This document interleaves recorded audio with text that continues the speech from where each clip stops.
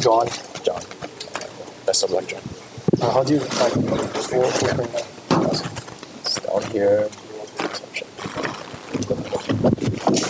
So good afternoon. Okay, good afternoon, everyone. My name is John, and I'm going to present about academic self-efficacy and GPA in an Asian university context, and focusing the roles of peer influence and anxiety and language background. So I'm John. My collaborators are Evander and Irene. My affiliation is interpreting the findings and wrote the discussion and conclusion sections. So let's start on into outline. So first, the outline is the introduction on research background. So I'm going to be introducing about the topic I'm going to introduce to talk about, and also why does it really matter to it. And the second of all is the experimental techniques that used. So like how the survey works, how many participants and stuff like that, and any key clues. So thirdly is the key research results. So I'll be using graphs to demonstrating the results to showing to you guys. And fourthly is conclusion and the importance on this topic. And 5 is acknowledgement and future work questions. So next, let's start off is that academic pressure in Asian universities. So basically, in Asia, we have a very highly competitive and high stress studying environment. What is the reason? The reason is because mainly we see having a good academic performance and high GPA connects to success. Basically, that's how we see it. So, and having this too is another reason of having this academic environment is peer comparison. Means that your parents will affect you, the environment you're in, the people, the students, like are they hardworking or are they just like are doing nothing or something. And also we have academic stress. So the academic success is usually influenced by psychological and social factors. Next is why does this research matter? So why does it matter? Academic success doesn't really does not equally includes only intelligence, includes other factors such as at front we said about peer comparison, the confidence, and environmental issues. So mental well-being also affects learning, and confidence influence performance and other areas. And language barrier impacts students, especially for international students that we have in this participation. And universities need better student support. So this research can also support on schools to how build systems to make students more adapt to the current situation in studying. So psychological and social factors shape academic success. So what is, okay, we're starting to the main point here. Okay, so what is academic self-efficacy? Okay, so it's ASE. It refers to as a belief in your ability to have this academic ability. And when you're having this belief, you're gonna have confidence in learning. And if you have good persistence, good persistence would make you be better at facing daily challenges, and motivation that is likely to make you push forward every day. So a good ASE is basically these 4 core elements. So academic performance is not only determined by intelligence alone, but also this other 4 elements and also others including like also environment and stuff like that. So our research questions and hypothesis is, does ASE really relate to GPA? ASE is just like at the front we said about your belief, your confidence, and your consistency throughout the day, and your motivation. And also, does peer influence matter? What is peer? Peer is the students, the classmates, the environment you're in, the anxiety. And next is, does anxiety affect performance? Is anxiety a good boost to your performance, your academic performance, or is it a debuff? And the next one is, does language background matter? Of course, everybody knows this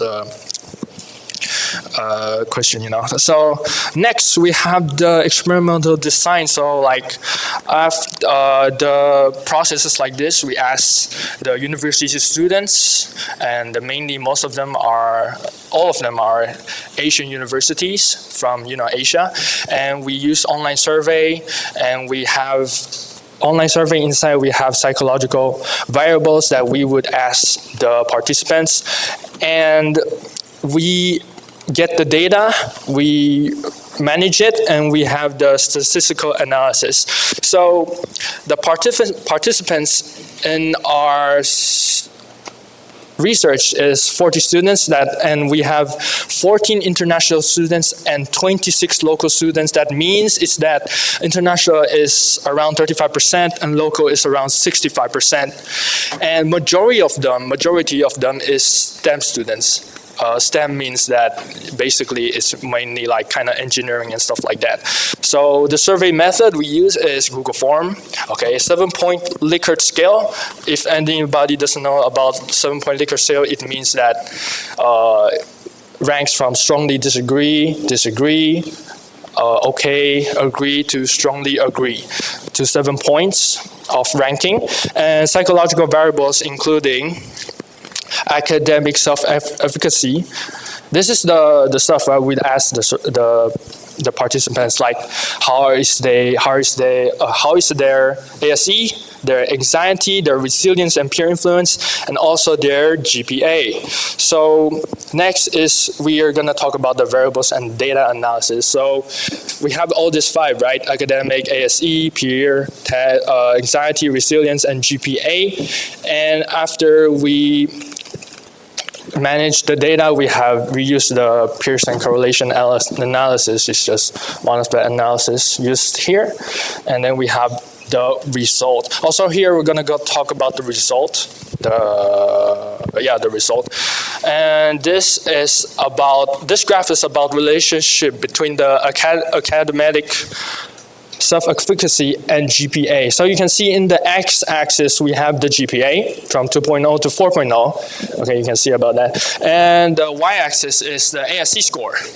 So if you have a high ASE score, right, it basically means that you have a higher GPA because you're confident, you believe in your studies, you're consistent, and your motivation is more better. So we have a positive correlation that is 0.54, and you see the red dots, those are the participants, we can see. And in seeing this graph, we can see a higher ASE means usually correlates, not directly correlates, it correlates to a higher GPA. So yeah. Next is peer influence and anxiety and resilience. So this part is pretty cool, to be honest. Like, what we have here is like ASE, anxiety, resilience, peer, and GPA, and then 5 to test it out. So what we have here is, firstly, the most cool part is you can see at here, ASE, peer, and GPA, we can see that they have a higher rating. It means that they're more correlated. So if you have a higher ASE or if you have a higher peer, you basically have a higher ASE. If you have a higher GPA or you have a higher ASE, it's directly correlated.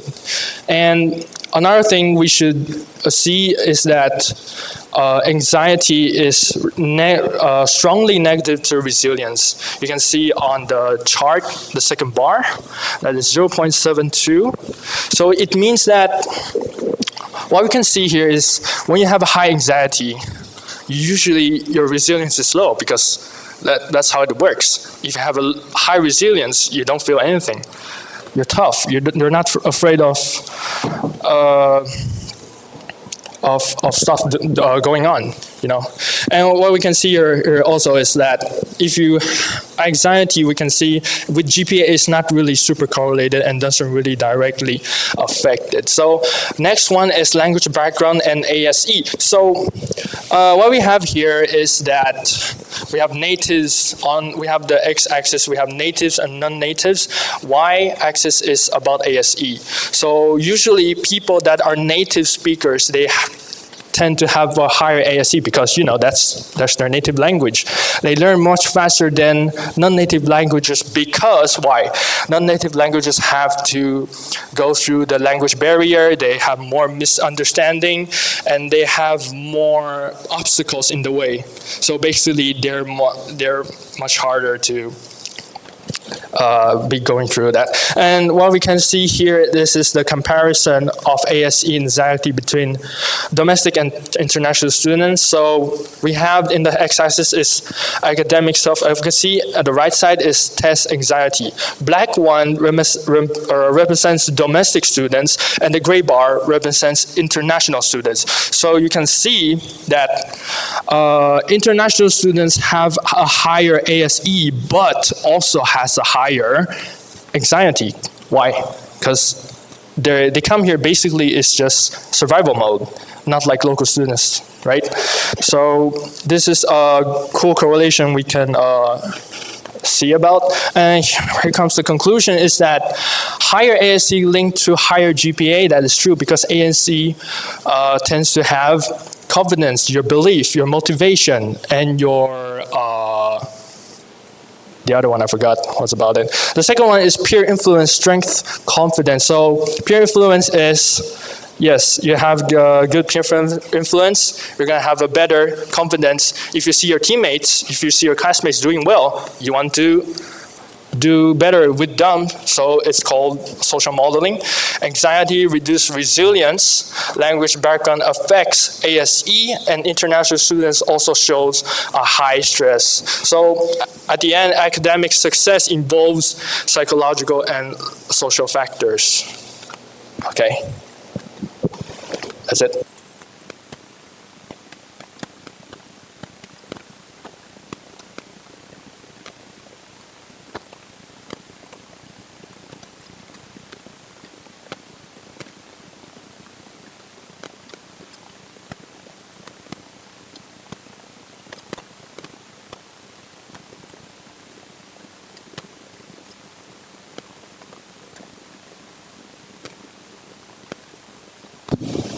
You mean the school that gives the students the work and stuff like that?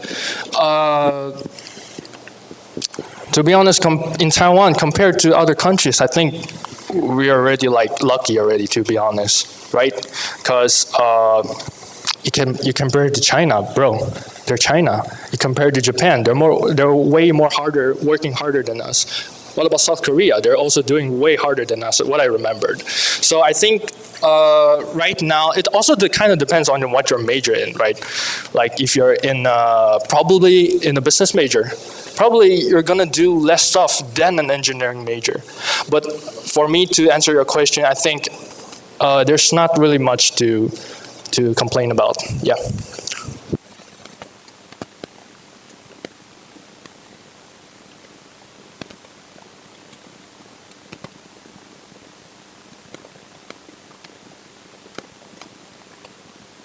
You mean what do I have any problems on doing the survey?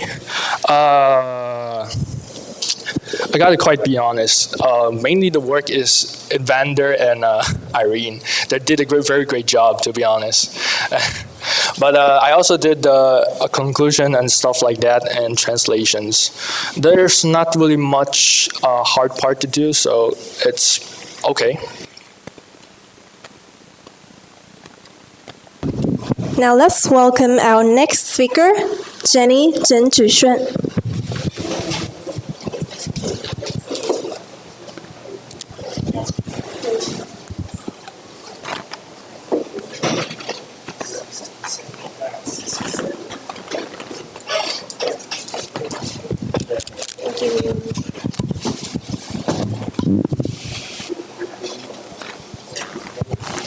So hello everyone, my name is Jenny. So today I want to talk about our research. Beyond better grades, the hidden cognitive cost of AI among Gen Z university students. So this study explores how generative AI tools such as ChatGPT and Gemini are changing university students' learning experiences, academic performance, and critical thinking habits. So we will discuss both positive benefits and potential risks for AI-assisted learning in higher education. So there are some other three members in our group, Harry, Jay, and Benji. So our presentation is divided into 6 parts. First, I will discuss how AI is changing student learning today. And next, I will explain our research motivation and some research questions. And next, I will explain the key concepts and methodology.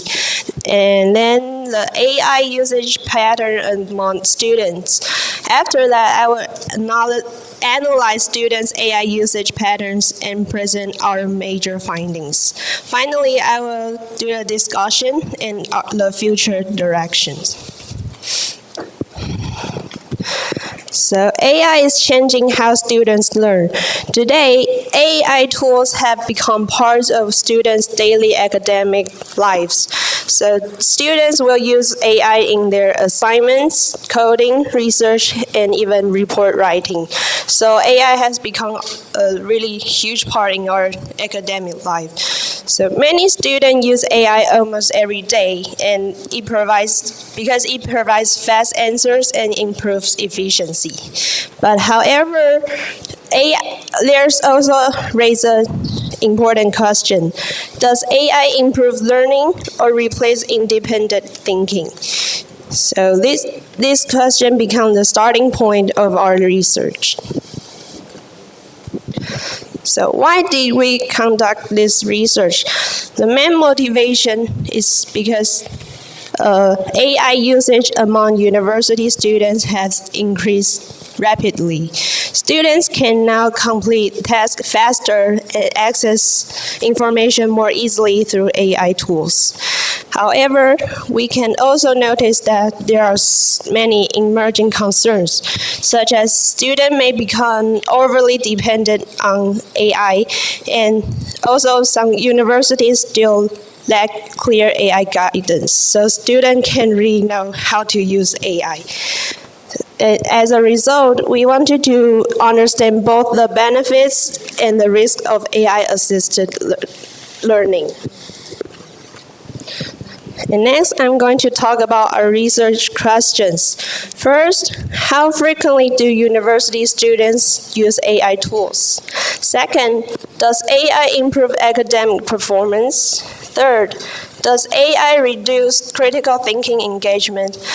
And finally, do students want clearer institutional AI policies?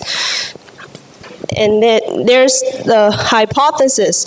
Our hypothesis was that AI improves efficiency, but excessive reliance may weaken independent thinking and independent learning and critical thinking. So now I'm going to talk about the key concept behind the study. Our study is based on 3 important concepts. The first one is cognitive load theory. This theory suggests that AI can reduce students' workload, but it may also reduce deep understanding. The second concept is the dependency paradox. Students gain efficiency and convenience, but they may also lose independent problem-solving ability over time. And the last concept is integrity gap. Many students are unsure about ethical AI usage and academic boundaries. So together, these three concepts explain how AI convenience may eventually lead to reduced cognitive effect and possible dependency. And now I'm going to talk about the research methodology. For this study, we conduct a Google form involving 41 participants, and the survey was designed based on the technology acceptance model. So we collect data about AI usage frequency, academic impact, and critical thinking impact. Then we analyze the responses to identify patterns and trends. And here's the participant demographics. This slide shows the demographic of our participants. About 77.5% of participants were engineering students, and most respondents came from technical backgrounds. The survey mainly reflects students in AI-intensive coursework. So we can see that the number one is engineering students. And here's the AI usage pattern among students. So we first see the left-hand side. The first graph, we can see that most of the students use AI daily, like they use every day. And then the second one is the popular AI tools mentions. Like we mentioned many different AI tools, and most of the students choose to use ChatGPT. And the third graph is about the impact on critical thinking. And most of the students choose all of the above. So they choose the research, assignments, exam preparation, coding, and writing reports. And the last one is how long since they use AI. And most of the students already use AI over 1 year. So after seeing these four graphs, we can know that AI is no longer just a helper. It has become a big part of students' academic workflow. And here's the AI improvement academic performance. So we can start to see from the blue bar in the left-hand side. 72.5% of students reported improvement academic performance. And those students mentioned that because AI can do faster task completion, easier access to information, increased productivity, and improve assignment efficiency. So we can know that AI functions as a powerful academic efficiency engine. And now let's see the dependency paradox. We can see in the middle, the red bar. It shows that 46.2% of students reported reduced critical thinking engagement. And those students mentioned that it can reduce independent problem-solving effect, and many students rely heavily on AI-generated answer, which will weaken their deeper conceptual understanding. So previously we mentioned that AI can improve the efficiency, but they also mentioned that the higher efficiency may come at the cost of independent thinking. So if you use too many AI, you cannot have the same independent thinking before. And the last one is the integrity gap. We can see in the right-hand side, the yellow bar, it shows that 55% of students requested clearer AI guidelines. Because many students mention that the school, they are uncertain about ethical AI usage. AI detection systems are unreliable nowadays. And the demand for institutional guidelines and AI literacy education are lacking in the universities. So we think that university must adapt to the growing presence of AI in education. And now is the discussion and future direction part. So in the discussion, we can see that there are so many challenges in education. The balance, efficiency, and independent thinking is the biggest part, and then preventing over dependence on AI. And I think education should redesign the assignment for students. And then the future direction, AI literacy in education, prompt in engineering training, and more interactive and problem-solving based learning.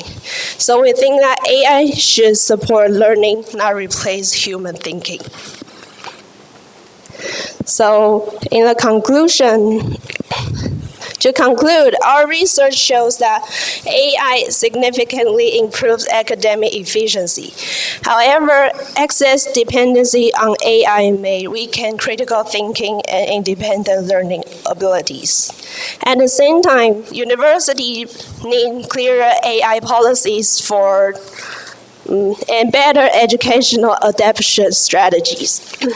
And we believe that the future education is not AI versus human, but how humans learn with AI. Thank you for listening.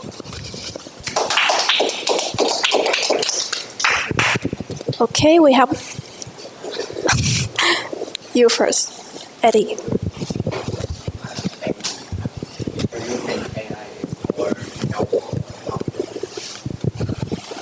I think it depends on how you use AI. If you use use it every day for your homework, then you cannot learn anything from your school. But if you are searching for other knowledge, then you can gain, and it will be the best thing to do.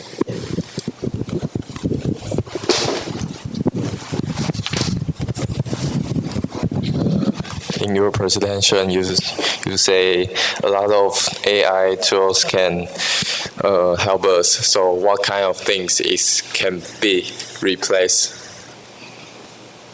You mean you know what I mean? Yes. What kind of thing can be replaced in our life?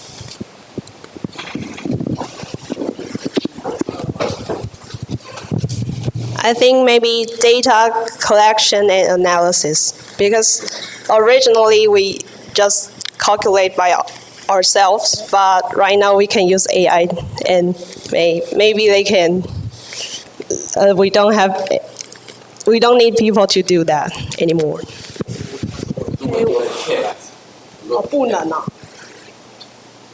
Okay.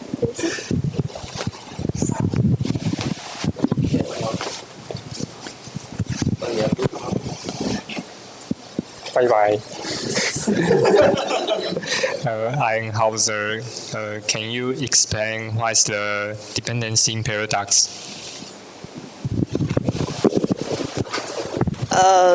Is like a dilemma, because everything can have two sides.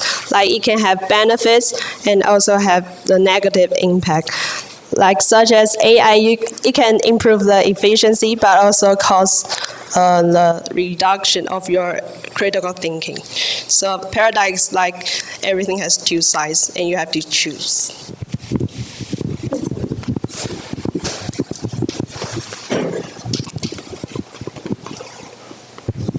Hello, I'm Vincent. Which AI tools you are the most suggest? I suggest ChatGPT because that's the only AI I use. Thank you. Due to time limitation, so we'll move on to the next speaker, Sharon Wang Wensheng. Wang Xingyuan.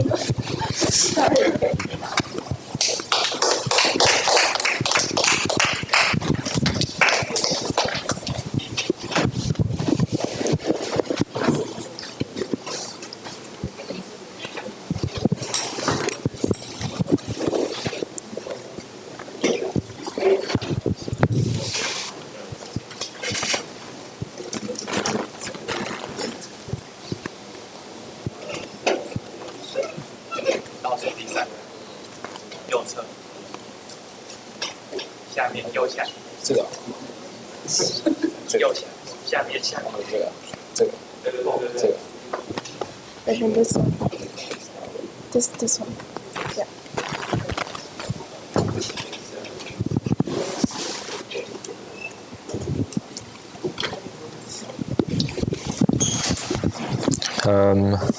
Hello everyone, my name is Sean and I'm from Renzhi University Bachelor of Science in English, School of Electrical Engineering and Communication. My group members are Eddie, Constantine, and Suna. Today I'll be talking about, my topic is getting a better degree means higher salary. This is the table of content. Introduction. So, higher education is often promoted as the pathway to better career opportunities and higher income. Because of this belief, many students invest large amount of time, money, and effort into earning a university degree.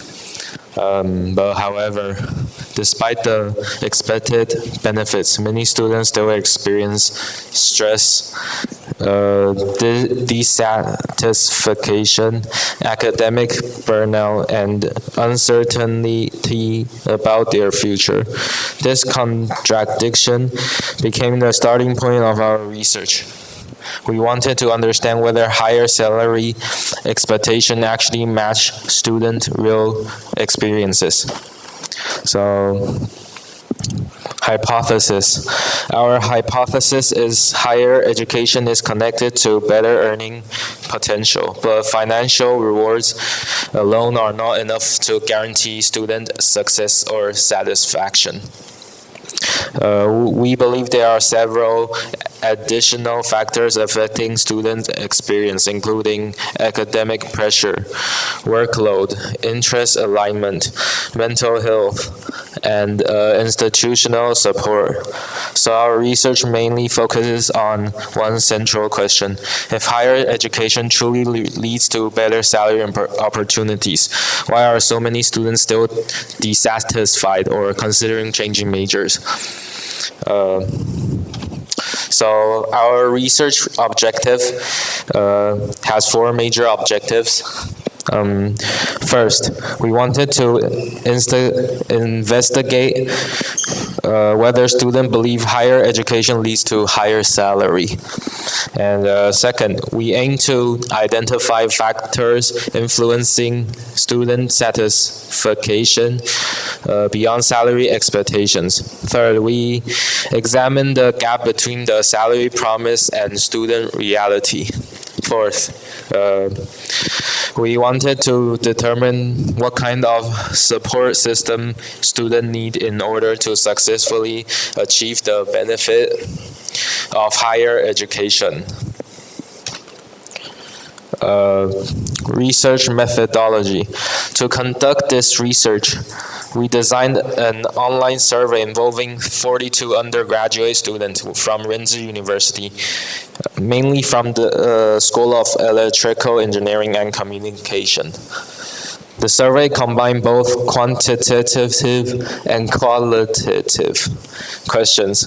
We collected data related to satisfaction levels, academic stress, workload, motivation, career concerns, and thought about changing majors. The purpose was not only to measure student opinions, but also to understand the deeper reason behind student dissatisfaction. After gathering responses, we analyzed common trends and recurring issues among participants. So the key research finding.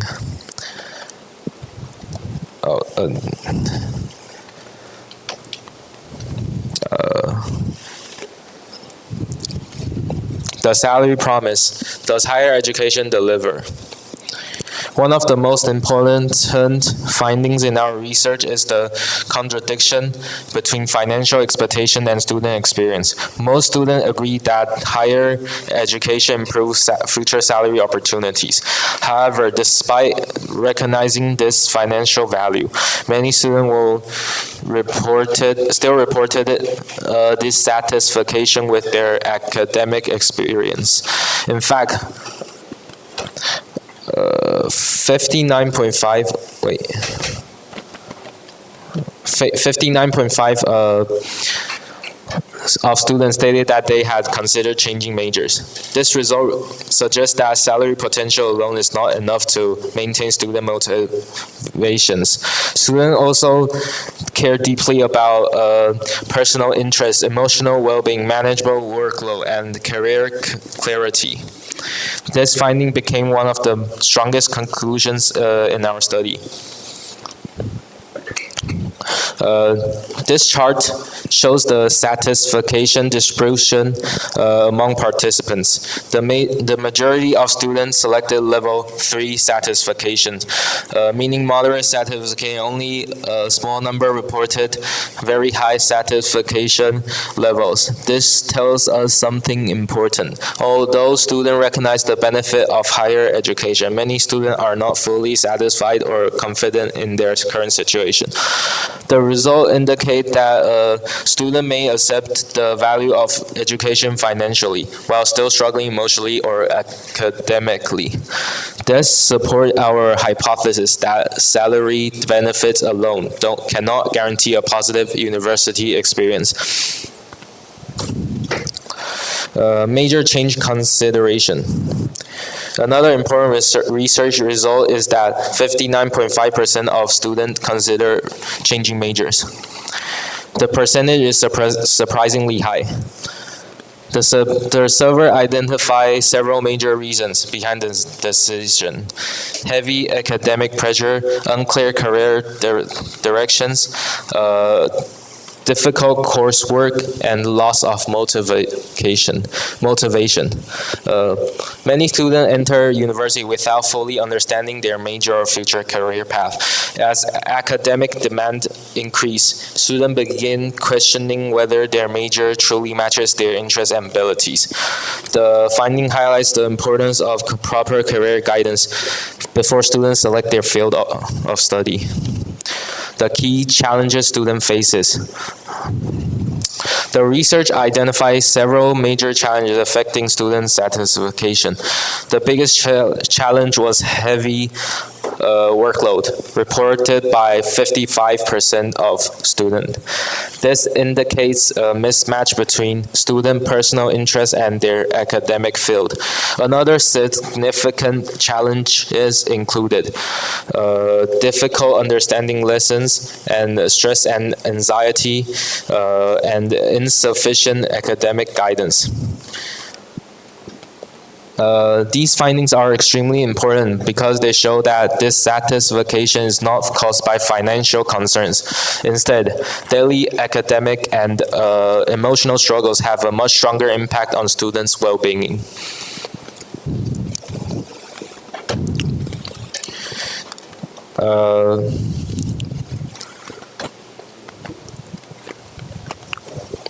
The earning gap. Our research also identified what we call earning gaps. Students clearly understand that higher education can improve earning potential. However, many students simultaneously experience stress, low motivation, dissatisfaction, and uncertainty about their future. This creates a disconnect between the promise of higher salary and the reality of student life. In other words, future financial rewards do not automatically translate into present satisfaction or academic success. This finding is one of the core conclusions of our study. The benefits and challenges. Our research confirms that higher education still provides many advantages. These include better career opportunities, higher earning potential, stronger job security and long-term financial mobility.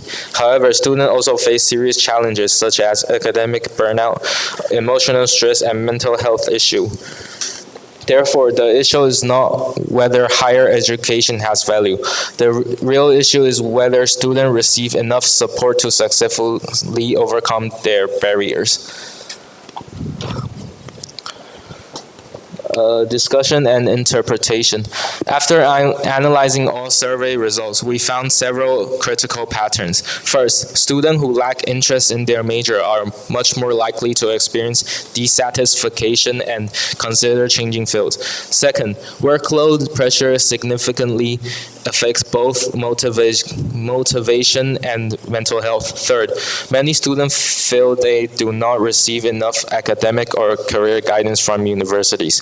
These findings suggest that success in higher education depends not only on financial outcomes, but also emotional well-being, learning experiences, and alignment between interest and career goals. This means universities should not focus only on academic performance, but also a student support system. Recommendations. Based on our findings, we developed several recommendations. For universities, improve career counseling systems, provide stronger mental health support, optimize course workload, and improve teaching quality. For students, explore personal interests carefully before choosing majors. Seek academic support early, and develop better time management skills. These improvements may help students achieve both academic success and long-term career satisfaction. Is higher degree worth it? The answer is yes. A higher degree can deliver strong financial ROI over time through higher earning, greater stability, and more opportunity. However, our research shows that university must address the barriers we identify to ensure students can actually achieve these earning benefits. Conclusion. To conclude, our research confirms that higher education is strongly connected to better salary opportunities. And again, however, financial benefits alone are not enough to guarantee student satisfaction or success.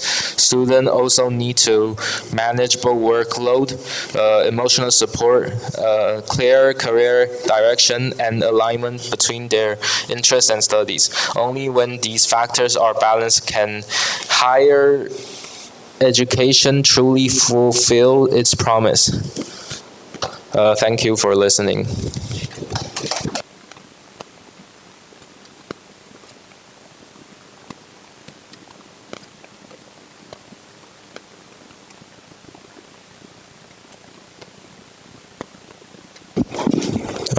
All right. Name's Dove.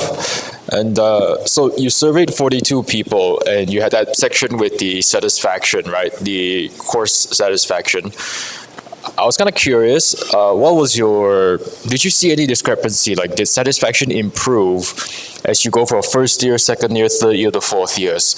People usually change their majors during the first or second year. Yeah, for first year and second year, the satisfaction is way higher than third year, fourth years. But those are the people who cannot commit to changing because they spent too much time already, right? Yeah. So you would see a sort of, the higher the grade, the lower the satisfaction for people who did not change early on. Yeah, and also it's more near like the where they choose their jobs for the future. And so. Okay, thank you.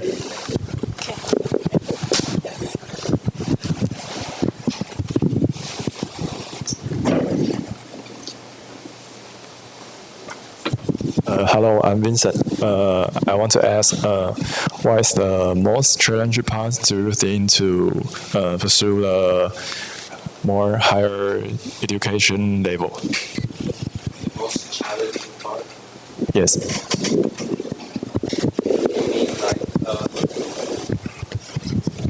higher education. Probably, because let's be honest, Rinzhi University is not that like at the top. So maybe the hardest part is when every one of us need to lock in at probably 4th grade, where we have to do the test for masters. Okay.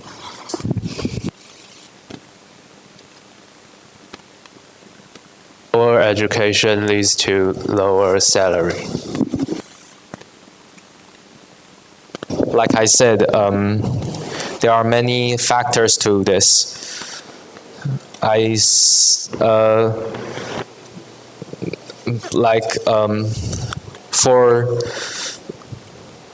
For 90s, I do think that there's still a lot of chance for if you have a low salary, you still have a lot of chance to be get a very high salary. But at this period of time, I really do think that higher education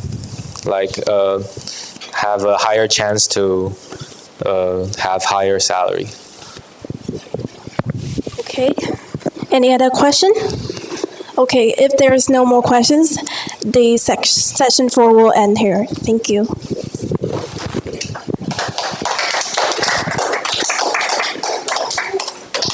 All right, so that basically completes our talk. So please go on the portal. There's a link to the Google survey form.